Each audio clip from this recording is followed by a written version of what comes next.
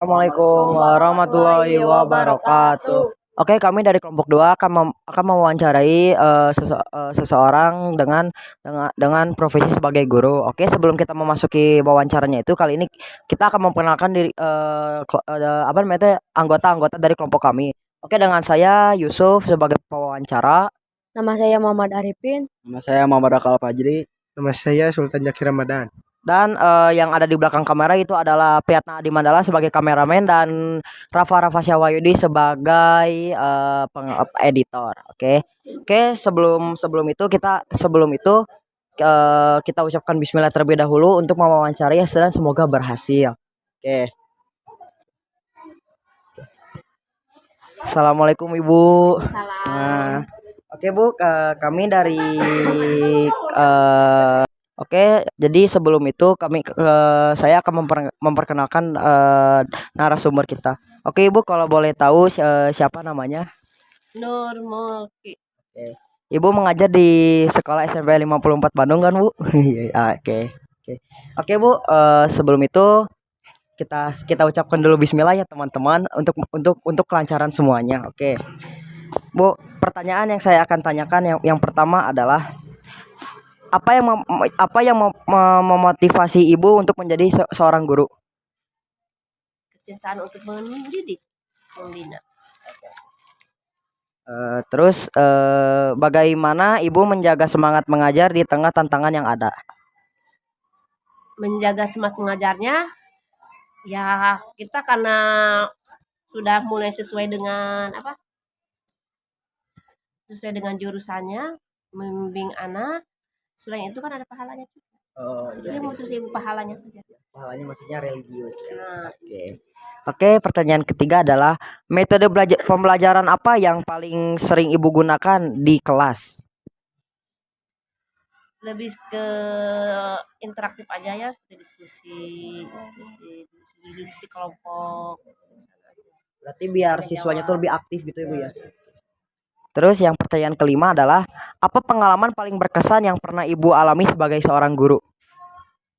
Pengalaman yang paling berkesan ketika anak-anaknya semuanya aktif ikut berpartisipasi dalam kegiatan mengajar. Berarti emang Ibu lebih suka kayak murid yang lebih aktif gitu daripada diam terus ya gitu ya Bu. Oke. Sekarang pertanyaan keenam adalah bagaimana Ibu memastikan hubungan yang baik dengan siswa dan orang tua? Dengan siswa yang adanya komunikasi, saling memberikan informasi mengenai anak di sini, kita pun menanyakan mengenai anak di rumah. Sekarang lanjut ke pertanyaan ketujuh Bu. Menurut Ibu, apa peran terpenting guru dalam kehidupan siswa? Peran terpenting guru dalam memberikan kehidupan siswa lebih kepada pembimbingan, memberitahu mana yang benar, mana yang salah. Ya. Pada akhirnya keputusan tetap ada di tangan kita sendiri. Sebagai siswa. Yang penting kalau anak melakukan kesalahan, yang penting kita kasih tahu.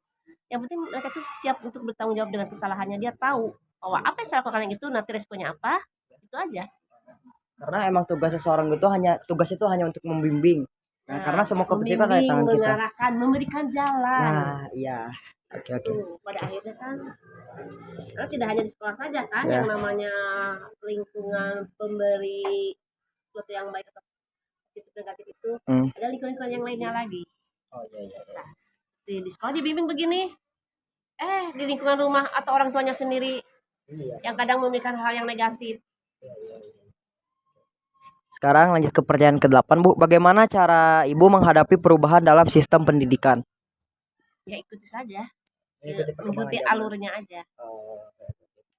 Jangan meninggalkan yang positif, yang lama tapi positif masih tetap dipergunakan. Sekarang lanjut ke pertanyaan ke-9 Bu. Apa pandangan Ibu tentang penggunaan teknologi dalam pembelajaran?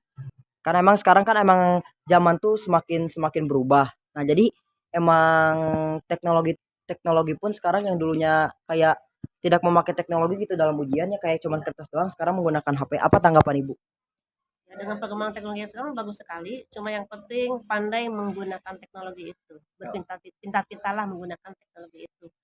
Karena di sana ada positif, ada negatif. Bagaimanapun sesuatu yang namanya perkembangan itu ada positif dan ada negatif. Kita pintar memilahnya saja. tergantung kita sih ya Bu ya. Pada akhirnya kembalikan lagi. Oke. Terus pertanyaan terakhir yang ke-10, apa yang Ibu lakukan untuk terus meningkatkan kompetensi sebagai seorang guru? Potensi melihat dari pengalaman sehari-hari atau penemuan-penemuan di kelas, dari membaca, dari pelatihan, dari lihat sosmed, bisa menjadikan masukan untuk menambah pengembangan profesi. Oke Bu, terima kasih telah mau diwawancari oleh kami ya Bu. Oke, salam semuanya teman-teman. Oke, terima kasih ya Bu telah mau menjawab pertanyaan dari kelompok kami gitu Bu. Dan juga maaf telah mengganggu waktunya. Oke, assalamualaikum Bu. Waalaikumsalam. Jadi kesimpulannya adalah profesi sebagai seorang guru harus mengikuti perkembangan zaman yang sudah ditetapkan oleh pemerintah pusat. Sebagai seorang guru harus mempunyai tanggung jawab dalam membimbing siswa dan siswinya ke jalan yang benar. Sekian kesimpulan dari kelompok kami. Saya tutup wawancara ini. Wassalamualaikum warahmatullahi wabarakatuh.